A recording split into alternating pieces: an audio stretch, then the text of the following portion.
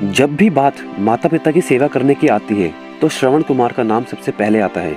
श्रवण कुमार का नाम उनके माता पिता की भक्ति के कारण जाना जाता है। वह अपने अंधे माता पिता के इकलौती संतान थे जिनकी किसी वजह से मृत्यु हो गई थी। लेकिन क्या आप जानते हैं कि क्या थी वो वजह और क्या सच में इसी वजह से रामायण की शुरुआत हुई थी? तो चलिए जानते हैं इन सभी सवालों के जवाब रामायण सीरीज के इस पहले एपिसोड में।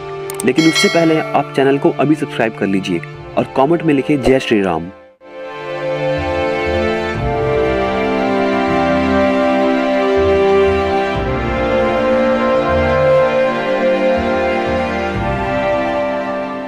ये बात त्रेता युग की है, जब भगवान राम के जन्म से थोड़े समय पहले श्रवण कुमार नाम का एक लड़का था।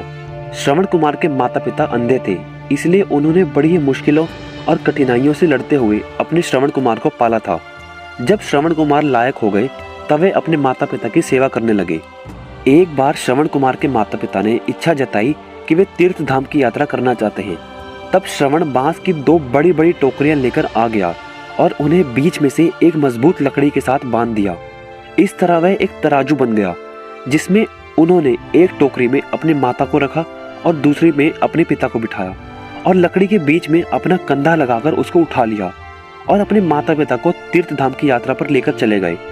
जब लोगों ने ये देखा कि एक पुत्र अपने अंधे माता पिता की किस तरह सेवा कर रहा है, तो उनका नाम मातृ पितृ भक्त श्रवण के रूप में प्राप्त हुआ। श्रवण हर रोज काम करने के लिए घर से निकल जाते थे। इसके बाद वह जंगल से लकड़ियां काटने के लिए जाते और अपना चूल्हा जलाने के लिए लकड़ियां जंगल से बटोर कर लाते। चूल्हा जलाने के बाद वे अपने माता पिता के लिए खाना बनाते। श्रवण को इतनी मेहनत करते देख उनके माता पिता हमेशा ये सोचते थे कि वे कब इस उलझन से मुक्त हो पाएंगे। श्रवण की माता घर के काम करने के लिए श्रवण को मना करती थी, लेकिन फिर भी श्रवण कुमार अपना कर्तव्य मानकर और बाहर का हर काम खुद ही करते थे। एक दिन श्रवण कुमार खाना बना रहे थे, तब उनके माता पिता ने उनसे कहा कि उन्हें प्यास लगी है।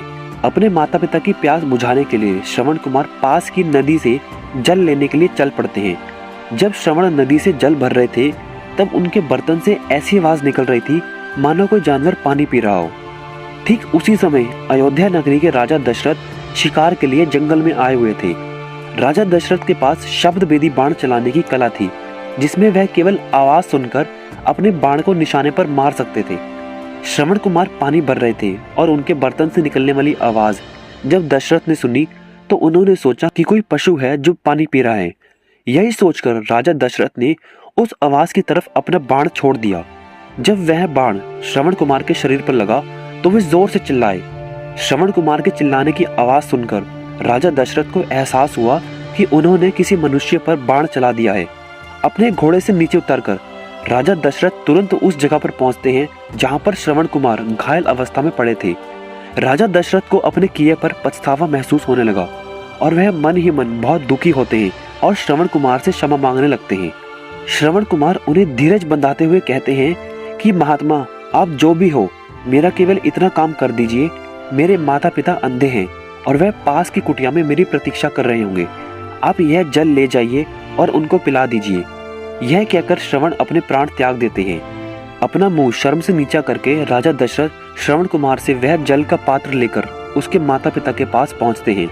वहां पहुंचकर जब राजा दशरथ उन्हें जल पीने के लिए कहते हैं, तब वह दोनों उनसे पूछते हैं कि उनका बेटा श्रवण कहाँ है। तब मन में बहुत ज्यादा दुखी होते हुए पछतावे से भरपूर राजा दशरथ उन्हें सारा किस्सा बताते हैं कि वह उनके अपराधी हैं और उनकी भूल के कारण उनके पुत्र श्रवण कुमार की मृत्यु हो चुकी है। अपने एक लौते पुत्र की मृत्यु की खबर सुनकर दोनों माता पिता बुरी तरह से रोने लगते हैं। रोते रोते श्रवण कुमार की माता ने अपने प्राण त्याग दिए। तब श्रवण कुमार के पिता ने राजा दशरथ से कहा, हे राजन, तुम्हारी एक भूल के कारण मेरे पूरे परिवार का विनाश हो गया। पहले मेरा पुत्र मारा गया और अब मेरी पत्नी ने भी अपने प्राण त्याग दिए और अब मैं भी अपने प्राण त्यागने जा रहा हूँ। इसलिए मैं तुम्हें श्राप देता हूँ कि जिस तरह आज मैंने अपने पुत्र के वियोग में अपने प्राण त्यागे हैं, उसी तरह तुम भी भविष्य में एक दिन अपने पुत्र के वियोग में प्राण जरूर त्यागोगे। राजा दशरथ को यह श्राप देते हुए श्रवण के पिता ने भी अपने प्राण त्याग दिए। उसके बाद में दुख और पछतावे से भरे हुए राजा दशरथ उन तीनों का अंतिम संस्कार करते हैं। फिलहाल आज के इस एपिसोड में इतना ही। इससे अगले एपिसोड में हम श्री राम के जन्म की कथा जानेंगे। तब तक आप वीडियो को एक लाइक करके चैनल को सब्सक्राइब जरूर करें। मिलते हैं आपसे अगली वीडियो में। जय श्री राम।